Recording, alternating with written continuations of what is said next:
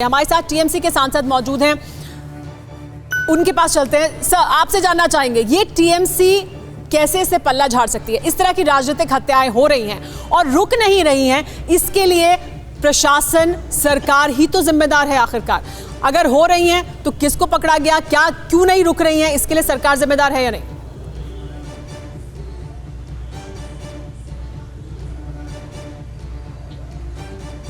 खालिद अब्दुल्ला।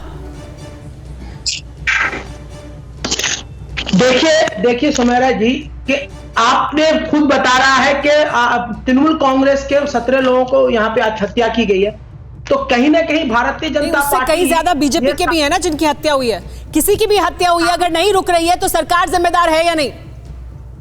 तृणमूल कांग्रेस के अगर सिर्फ भारतीय जनता पार्टी के, मैं तो कह रहा हूं कि आज हत्याकार और हत्या करना, राजनीति करना मैं समझता हूं गलत है। या तृणमूल कांग्रेस किसी भी कोई भी हालत में समर्थन नहीं करती। और ममता बनर्जी क्रांतिकारी लीडर है, जमीन से जुड़ी हुई लीडर है, वो कभी भी नहीं। तो सरकार में क्या सिर्फ फीता काटने के लिए बैठे हैं? प्रशासन क्या जिम्मेदारी नहीं है उनकी? पुलिस और लॉ एंड ऑर्डर जिम्मेदारी नहीं है? क्या करने वाले हैं ये लोग? अतुल अंजान जी, वाले लोग इस तरह की हत्याएं लगातार हो रही हैं और बढ़ी हैं, कौन है इसके लिए जिम्मेदार? सरकार से ही सवाल पूछा जाएगा ना। अतुल अंजान जी। सुमेरा जी, आज इस बात पर भी चर्चा कर लीजिए कि 25 साल तक कम्युनिस्ट नेता ज्योति बसु मुख्यमंत्री रहे पश्चिम बंगाल के। उनके भाषणों को भी बताइए, कहीं गाली गलौज, कहीं मारपीट, कहीं दंगा फसाद करने की वकालत की उन्होंने? नहीं की।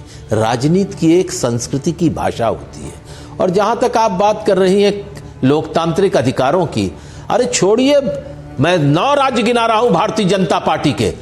72 पत्रकार बंद हैं जेलों में राष्ट्रीय सुरक्षा कानून के अंतर्गत, क्योंकि उन्होंने लिख दिया अपने अखबारों में कि पीडीएस के अंदर जुर्म हो गया, पब्लिक डिस्ट्रीब्यूशन सिस्टम में गलत हुआ, जो अनाज बांटा गया वो गलत हुआ, गलत खा गए अधिकारी पैसा बच्चों के वजीफे का।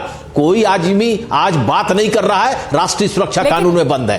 बंगाल की ये घटनाएं, मैं आपसे कह रहा हूं, मैं कम्युनिस्ट पार्टी की तरफ से एक मिनट रुकिए, कह रहा हूं मेरे लोगों की कितनी हत्याएं हुई। मैंने कहा था कल आप परसों आपके शो में 324 दफ्तर कम्युनिस्ट पार्टियों के जला दिए गए पश्चिम बंगाल के अंदर।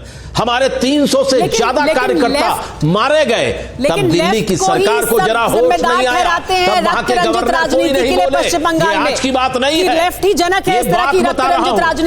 ये जगदीप धनखड़ जो है, ये किस बात की धनखड़ी कर रहे हैं? जब हमारे कार्यकर्ता मारे जा रहे थे, ए गवर्नर, तब आप क्या कर रहे थे? जब हमारे लोगों की हत्याएं हो रही, मैं इसके खिलाफ हूं कि जेपी नड्डा पर कोई हमला हो, अतुल कुमार अंजान पर कोई हमला हो। राजनीति में इसकी कोई स्थान नहीं है। यही बड़ी बात है। फिक्र आपकी, सोमवार से शुक्रवार रात 9 बजे सिर्फ TV9 भारतवर्ष पर।